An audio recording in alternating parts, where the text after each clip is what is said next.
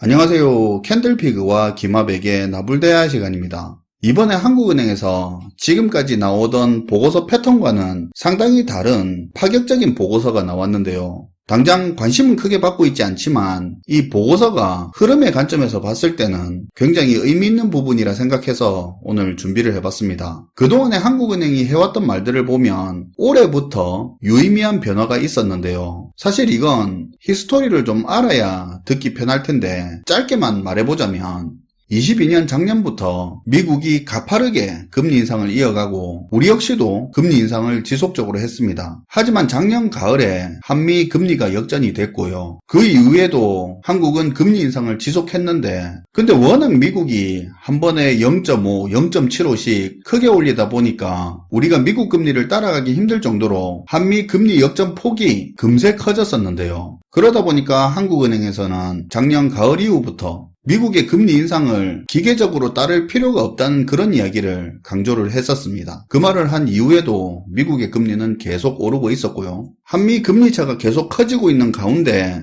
올해 2월 하는 총재는 안개가 자욱한 길에서는 차를 잠시 멈춰 세운 다음 어느 방향으로 갈지 결정하는 게 낫다라는 그런 말과 함께 금리 동결을 발표했죠. 이 말을 했던 2월 이후로 지금까지 금리를 손대지는 않았는데요. 자, 그런데 이때부터 말의 변화를 보면 재미가 있습니다. 2월 안개 이야기를 하면서 불확실성을 말하고 3개월이 지난 5월에 들어서는 하는 총재의 말이 보다 선명하고 강해지는데요. 기자 간담회에서 저성장이 장기화될 우려가 있냐는 기자 질문에 이미 장기 저성장 구조에 와 있다고 하면서 이런 저성장의 덫에서 벗어나기 위한 해법은 연금, 노동, 교육을 포함한 구조개혁인데 문제는 개혁을 해야 한다는 걸 알지만 이해 당사자 간 사회적 타협이 어려워서 진척이 안 된다고 했습니다. 이런 걸 해결하지 못하니까 결국 재정 풀어서 해결하라, 금리 낮춰서 해결하라 한다. 근데 그건 나라 망가지는 지름길이다. 이렇게 이야기를 했는데요. 언론에서는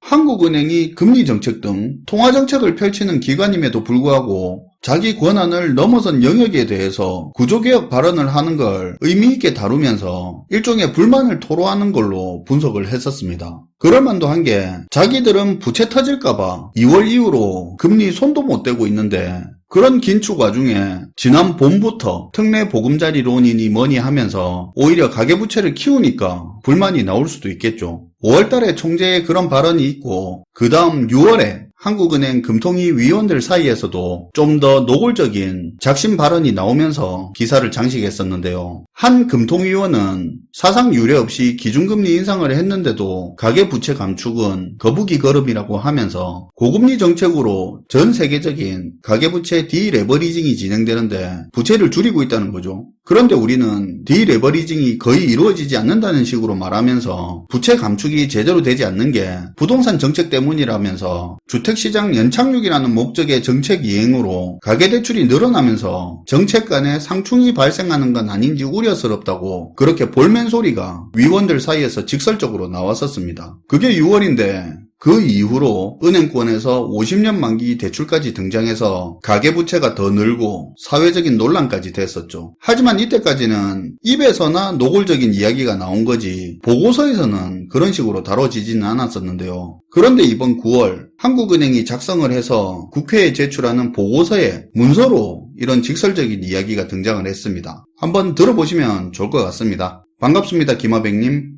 네, 안녕하세요. 캔들피그님이 앞에서 얘기한 것처럼 이번에 한국은행이 보고서를 통해서 되게 강한 발언을 했습니다. 그래서 지금 이 내용이 되게 중요하다고 보는데 일단 보고서에 나온 발언 내용의 의미 자체도 중요하고요. 그리고 이번에 이 보고서를 통해서 한국은행이 보인 행동 패턴이 있는데 이것도 조직 내에서 벌어지는 어떤 문제에 대해서 구성원들의 행동을 이해하는 관점에서 봤을 땐 시사하는 바가 있다고 보는데요. 그래서 지금부턴 요 두 부분에 대해서 얘기를 할 건데 먼저 이번에 나온 보고서 내용을 한번 볼게요. 지난 14일에 한국은행이 통화신용정책보고서라는 걸 발표했는데 여기서 무슨 얘기를 했냐면 지금 우리나라 집값이 너무 비싸서 사람들이 버는 소득이나 생활 수준에 비해서 너무 고평가돼 있다고 지적을 했습니다. 그러니까 집값이 고평가됐다고 그렇게 말을 했다고요? 네. 그러면서 특히 우리나라의 가계부채 같은 경우는 글로벌 주요 국가들하고는 다르게 부채를 줄이는 디레버리징이나 구조조정이 없이 그동안 계속 증가하다 보니까 지금 금융 안정을 저해하는 수준까지 이르렀다고 그렇게 평가하고 있는데요. 사실 이게 지금 들으시는 분들은 뻔한 소리 하는 것처럼 그렇게 들릴 수도 있는데 한국은행 같은 이런 기관에서 이런 데서 나오는 보고서를 몇 번이라도 살펴보신 분들이라면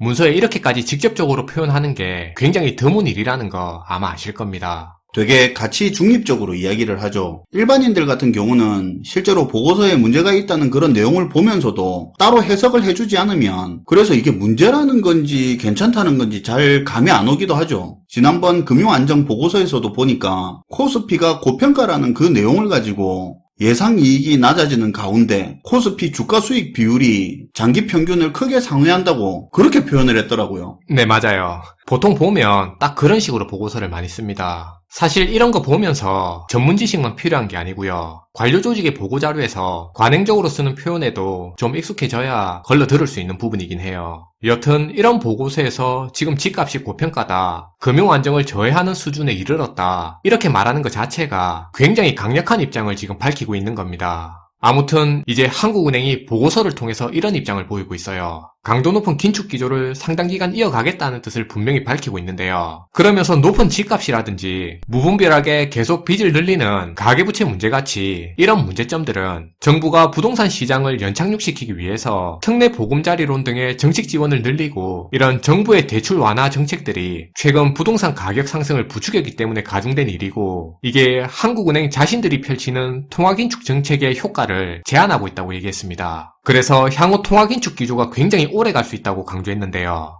특히 투자업계 관련자들 쪽에서 금리 인하 얘기 예전부터 계속 많이 꺼내고 있잖아요. 그쵸? 네. 근데 고금리 환경이 조기에 해소될 거라는 그런 기대는 섣부른 예단이 될 수 있다고 경고도 덧붙였습니다. 그러니까 지금까지 내용을 정리해서 얘기하면 지금 우리나라 집값이 너무 높고 이런 이유로 주택담보대출을 중심으로 가계부채가 너무 많이 늘어서 지금 이렇게 된 건데 근데 그 원인은 정부가 주택시장을 연착륙시킨다는 명분으로 각종 정책 지원을 강화해서 그러니까 돈을 풀어서 이렇게 된 이유가 크다는 거고요. 그래서 앞으로 금리 인상과 긴축 기조의 장기화가 불가피한 상황이라는 걸 강조한 겁니다. 근데 좀 이걸 들으면서 비겁하다고 해야 하나 모르겠는데 한국은행도 맨날 긴축 입에 달고 살면서도 지난 2월 이후로 단호한 정책 결정을 제대로 안 한 것도 있잖아요. 그러면서 맨날 시장의 기대감 계속 지속되도록 한 부분도 있고 면피하려는 느낌이 드는 건 어쩔 수가 없는데요. 그쵸. 그 부분도 우리가 생각해 봐야 되는 부분이에요. 그럼 이제 아까 앞에서 말했던 한국은행이 지금 하고 있는 이런 행동 패턴을 보면서 우리가 이런 생각을 좀 가질 필요가 있을 것 같습니다.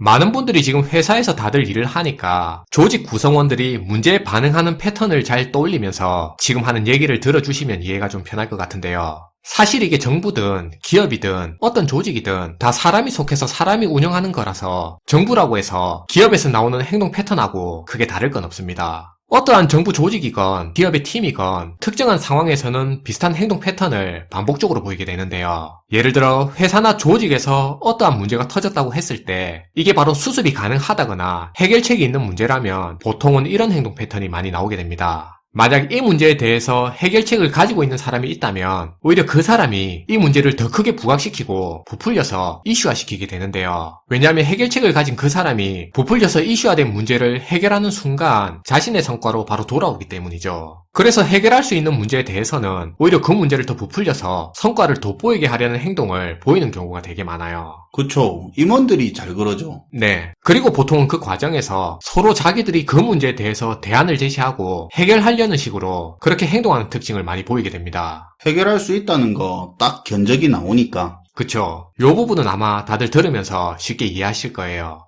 근데 이제 요거보다 문제가 더 심각한 상황을 생각해 볼게요. 지금 나오는 문제는 해결책이 없어요. 조직에 있는 모든 구성원들이 지금 이게 문제라는 걸 인지하는데도 불구하고 해결책이 전혀 없는 문제가 발생하는 경우가 있습니다. 있다 해도 해결이 될지 안 될지는 모르고 고생만 죽어라 할 수도 있고. 네. 근데 이런 상황에서는 아무도 이 문제에 대해서 이게 문제라고 지적하는 사람이 없어요.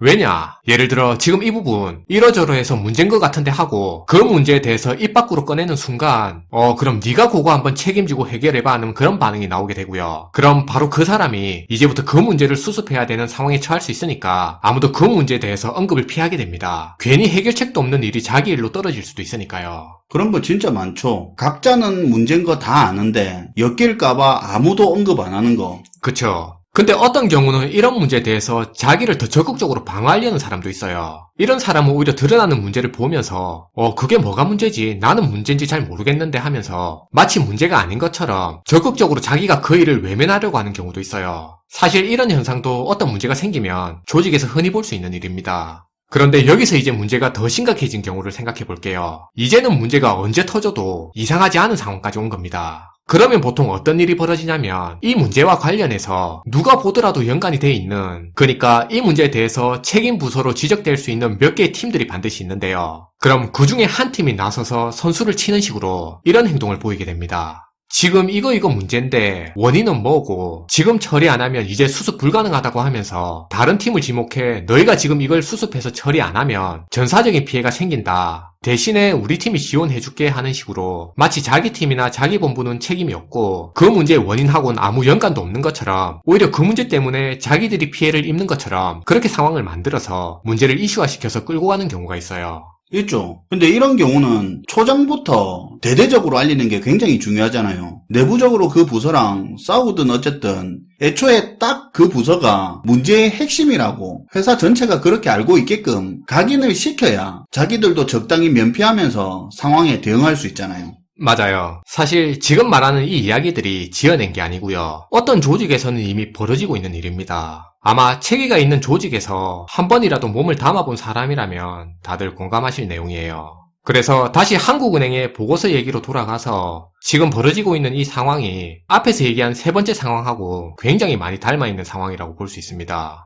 한국은행은 지금 계속 증가하고 있는 가계부채 문제라든지 높은 집값, 장기화되고 있는 고물가 상황에 대해서 자기들이 먼저 이 문제에 대해서 지적하면서 이 문제에 대한 원인은 어디고 그리고 자기들이 이 문제를 수습하기 위해서 어떤 대응을 할 건지에 대해서 명확하게 단계별로 이번에 보고서를 통해서 글로써 남겨놓은 겁니다. 그러니까 기자회견이나 회의석상에서 토로하듯이 그렇게 말로 한 게 아니고요. 이번에 문서화된 보고서를 통해서 한국은행 자기들 입장을 공식화했다는 관점에서 우리가 이 포인트를 잘 봐야 될 것 같습니다. 그러면서 문제의 원인에 대해서는 자기들하고 먼저 선을 그은 거고요. 그리고 그만큼 상황이 시급해졌다는 것도 있겠죠. 그쵸. 그리고 마지막으로 앞에서 문제를 해결할 수 있는 상황에서는 서로 문제점을 정확하게 지적하면서 해결하려고 나선다고 얘기했잖아요. 마찬가지로 지금 한국은행 총재나 기재부 장관도 인사청문회나 취임할 당시에 그들이 한 발언 내용들을 보면 퍼펙트 스톰이 우려된다거나 혹은 내가 인기가 없더라도 금리를 올려서 물가 안정에 전념하겠다거나 또는 지금 이 물가 상승이 앞으로 1, 2년은 계속 지속될 거기 때문에 시장이 지금 시그널을 안 주면 더 악화될 수 있으니까 이 문제에 올인하겠다는 식으로 그렇게 얘기를 했었습니다. 이런 말들이 사실은 작년 5월에 한 얘기들이었고요. 근데 작년 5월이면 미국 기준금리가 0.5%였을 때였어요. 그때가 우리 금리가 훨씬 더 높을 때죠. 네. 그래서 그때는 미국이 금리 아무리 많이 올려봐야 2%, 최대 2.5%로 올릴 거라고 그렇게 생각했을 때라 이렇게까지 미국이 금리를 올릴지 몰랐을 때 그때 한 얘기들이었고 그러다 보니 그 당시에는 해결책이 다 있었고 수습할 수도 있을 거라고 확신할 때였어요.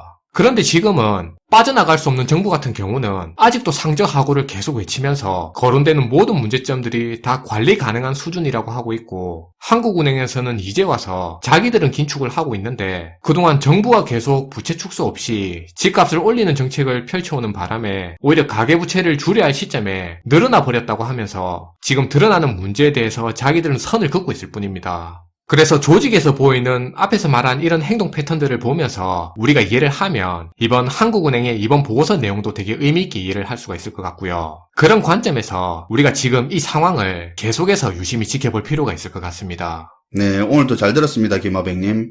앞에서 회사를 예를 들어서 이야기를 했는데 공감이 좀 되는 것 같습니다. 떠올려보면 회사에 진짜 중요한 문제가 있는 경우에 이 문제를 해결하기 위해서 당장 무엇을 해야 하는지 아는 사람들은 항상 결정권이 없었던 것 같고 결정권을 가지고 있던 사람은 오히려 문제 해결에는 관심이 없고 새로운 일을 벌리는데 더 관심이 많았던 것 같습니다. 아무튼 경제정책에 책임이 있는 수장들이 경제가 더 나빠지고 있는데도 불구하고 더 강한 낙관론을 주장한다던가 문제의 원인과 책임 소재에 대해서 면피성 발언들이 늘고 있다는 건 분명한 이유가 있겠죠. 현실을 좀 더 냉정하게 보려는 그런 노력이 필요할 때인 것 같습니다. 시청해주셔서 감사하고요. 지금까지 나불대화 시간이었습니다.